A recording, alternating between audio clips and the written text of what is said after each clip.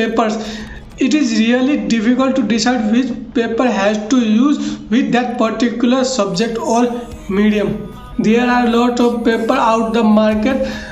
They have rough texture, smooth texture or wet, but main thing you really need to know about before you painting or before you buying the paper, which purpose do you need that particular paper for your drawing, or that particular medium which do you or which you will be use.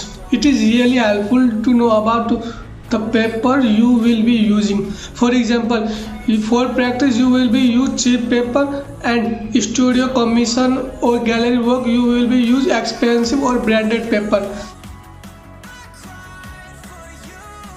Paper types: drawing, sketching, tone, mixed media, charcoal, pastel, marker, Bristol, oil painting, acrylic, watercolor, or even you can find transparent paper also, like vellum, bond और tracing paper. इन सब paper के बारे में आपको नीचे description में मिल जाएंगे, और इनके लिंक भी नीचे आपको डिस्क्रिप्शन में मिल जाएगा, आप वहाँ पे जाके बाय भी कर सकते हैं। पेपर वेट है, जब भी आप अगर कोई स्टोर में आप ऑनलाइन भी कोई भी पेपर बाय करते हो, उसके आगे लेबल में लिखा होगा कि 320 GSM, 300 GSM और पाउंड।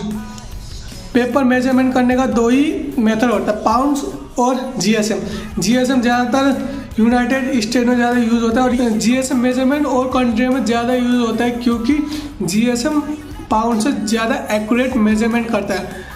जैसे कि अब GSM का फुल फॉर्म स्टार्ट हो ग्राम पर स्क्वायर मीटर, जैसे 1/1 मीटर पेपर को ग्राम में अगर हम मेजरमेंट करेंगे तब जाकर उसका पेपर वेट आएगा। अब देखो कौन सा पेपर आपके लिए बेस्ट है। अगर आप स्केचिंग, रफ स्केचिंग करते हैं तो आप 180 GSM से नीचे ले सकते हैं, और अगर आप ड्राइंग और किसी कमीशन वो करते हैं तो आप 180 से ऊपर 250 तक GSM आप ले सकते हैं। अगर वाटर कलर और वेट मीडिया अगर आप यूज़ करते हैं, marker, water colour, acrylic, oil colour, कोई सा भी, तो आपको मैं प्रीफर करता हूँ 280 से 300 ऊपर GSM लीजिएगा, क्योंकि ये एकदम थिक होते हो, और जब भी आप इसके ऊपर वेट नहीं करते हो, जितना भी लेयर ऐड करते जाते हो, वो पेपर बेंड और बबल नहीं होंगे, उसमें वो फ्लैट ही रहेगा। एक चीज़ ध्यान में रखिए, जितना ज़्यादा GSM उतना ही मोटा पेपर, जितना कम GSM उतना ही पतला वो पेपर होगा।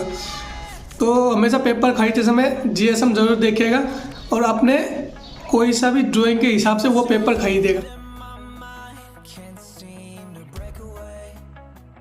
Paper texture, it has a big role in your drawing. जैसे कि आप पेपर खरीदने जाते हो मार्केट में, वहाँ पे आपको देखने के मिलेगा रफ, स्मूथ और मीडियम सरफेस टेक्सचर। तो आपको अपने आर्ट के हिसाब से उन पेपर को खरीदना है। जैसे आपको स्मूथ टाइप के स्किन टोन चाहिए तो आपको स्मूथ सरफेस वाले पेपर ही आपको खरीदने पड़ेंगे, तो आप उसको रफ पेपर में बनाना आपको मुश्किल रहेगा। ज़्यादा ही रफ आपने खरीद लिया तो आपको उसमें ग्रेफाइट में काम करने में थोड़ा मुश्किल रहेगा। तो आप रफ टेक्सचर आप वाटर कलर और एनी वेट मीडियम में आप यूज़ कर सकते हो। स्मूथ और मीडियम टाइप पेपर आप ग्रेफाइट और ड्राई टाइप के पेपर में आप यूज़ कर सकते हैं। जैसे कि कोई भी आर्टिस्ट सेम नहीं होता, सबके अपने अपने स्टाइल होता है। कोई रफ टेक्सचर को प्रीफर करता है, कोई स्मूथ टेक्सचर को। आपको देखना है कि आपको कौन से टेक्सचर पसंद आया, आप उसमें एक्सपेरिमेंट कीजिए और आपको एक्सपीरियंस लीजिए कौन सा आपके आर्ट और आपके ड्राइंग के लिए सूटेबल है। उसी हिसाब से आप अपने ड्राइंग पेपर को चूज कर सकते हो। उसी रेंज में आप और भी पेपर आप एक्सपेरिमेंट करके आपका फेवरेट पेपर आप चूज़ करके उसमें आप काम कर सकते हैं। तो आपको नहीं एग्जैक्ट नहीं बता सकते कि कौन सा पेपर आपको यूज़ करना चाहिए, ये आपको खुद एक्सपेरिमेंट करके आपको पता लगाना पड़ेगा कौन सा पेपर आपके लिए ठीक है। पेपर टेक्सचर की वजह से थोड़ा बहुत ऊपर नीचे आर्ट में डिफरेंस आ जाते हैं। और जैसे आप बिगिनर है तो आप कोई ज़्यादा रफ टेक्सचर में आप काम कर रहे हो तो आपको स्मूथ टोन नहीं मिला तो आप फ्रस्ट्रेटेड हो जाते हो। जैसे कि आप ज़्यादा स्मूथ सरफेस में काम कर रहे हो तो आपको वहाँ पे थोड़ा डार्क टोन अचीव करने में थोड़ा दिक्कत रहेगा। ऐसे कि आप एक्सपेरिमेंट कर सकते हैं जो पेपर के साथ मैंने जैसे कहा। जैसे कि कोल्ड प्रेस पेपर थोड़ा रफ टाइप के होते हैं, हॉट प्रेस पेपर सॉफ्ट, और मीडियम पेपर और हैंडमेड पेपर ज़्यादा ही रफ होते हैं, और कोल्ड प्रेस से भी ज़्यादा। तो ये चीज़ आपको जब आप पेपर खरीदते हैं तो उसका आगे लेवल में आपको वो भी देखने के लिए मिल जाएगा कि कौन सा paper hot press, cold press और रफ टेक्सचर। तो ये आप ज़रूर ध्यान दीजिएगा पेपर खरीदते समय, कोल्ड है या हॉट प्रेस पेपर है।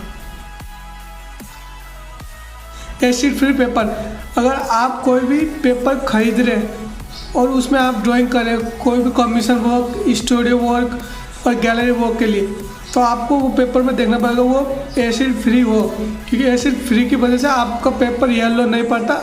अगर टाइम टू टाइम आप ड्राइंग कर रहे हैं तो 1 साल बाद 2 साल बाद जाके वो येलोइश होने लगता है, अगर वो एसिड फ्री नहीं है तो। इसलिए एक्सपेंसिव पेपर में थोड़ा एसिड फ्री ज़्यादा रहता है, तो आप पेपर खरीदते समय देखिए वो एसिड फ्री है कि नहीं। और प्रैक्टिस के लिए आप कोई सा पेपर यूज़ कीजिए, उसमें फ़र्क नहीं पड़ता। जैसे कि न्यूज़ पेपर एसिड फ्री नहीं होते तो उसमें वो टाइम टू टाइम येलोइश पढ़ने लगते हैं। Last thing, paper didn't decide your drawing ability. As you increase your ability to understand the fundamental of art, it is much more fun to explore different new surfaces of the drawing texture. There are lots of ways to express your visual language, like drawing. You can express on wall, wood, stone, so many surfaces beyond your imagination. There are unlimited canvas or paper for you to express your drawing or your story. Always explore new medium or surface to increase your ability or not bound by the paper. If you are a beginner, don't go with the most expensive paper. Go with the cheap paper and experience more or fun with your drawing. Don't upset if your drawing are not good. Try more and learn more. Experiment. Learn new things, learn from more artists, not compare with them, inspire by them, and try copy whom you like the most. Thank you for watching. I hope you learn something new. और आने वाली video हम drawing material के ऊपर बात करेंगे।